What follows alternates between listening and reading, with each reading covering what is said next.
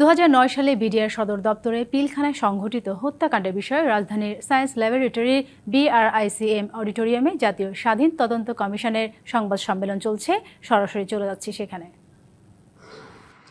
শহীদ পরিবারের সদস্যের জবানবন্দি নিয়েছি 14 জন, রাজনৈতিক ব্যক্তিবর্গ 10 জন, অন্তর্বর্তী সরকারের উপদেষ্টা 2 জন, সামরিক কর্মকর্তা 130 জন, অসামরিক কর্মকর্তা 4 জন, পুলিশ কর্মকর্তা 22 জন, বেসামরিক ব্যক্তি 9 জন, সাবেক এবং বর্তমান বিডিআর ও বিজিবি সদস্য 22 জন, কারাগারে আটক 26 জন, জাতিসংঘ আবাসিক সমন্বয়কারী 1 জন,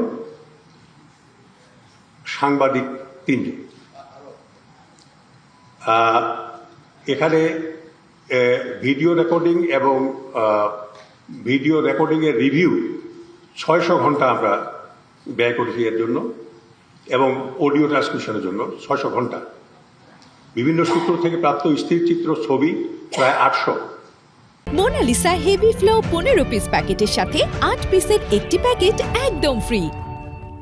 বিভিন্ন খবরের কাগজ প্রচারিত সংবাদ 215, পত্রালাপের সংখ্যা 905টি, প্রতি মাসে 89টি করে আমরা পত্র লিখেছি বিভিন্ন প্রতিষ্ঠানে।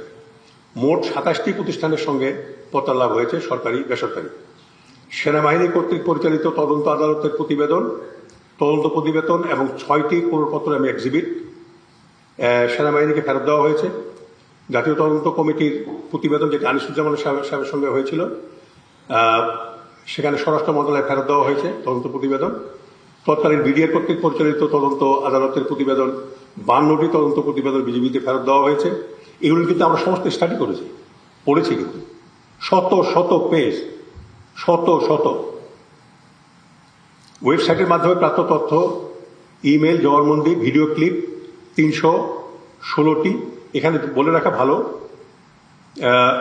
আর্মি সেনাবাহিনীর যেসব জেনারেল এবং অফিসাররা বিদেশে আছেন, কেউ পলাতক অবস্থায় আছেন, কেউ চাকরির সুবাদে আছেন, কেউ দেশ থেকে চলে গেছেন, গিয়ে সেখানে বসবাস করছেন।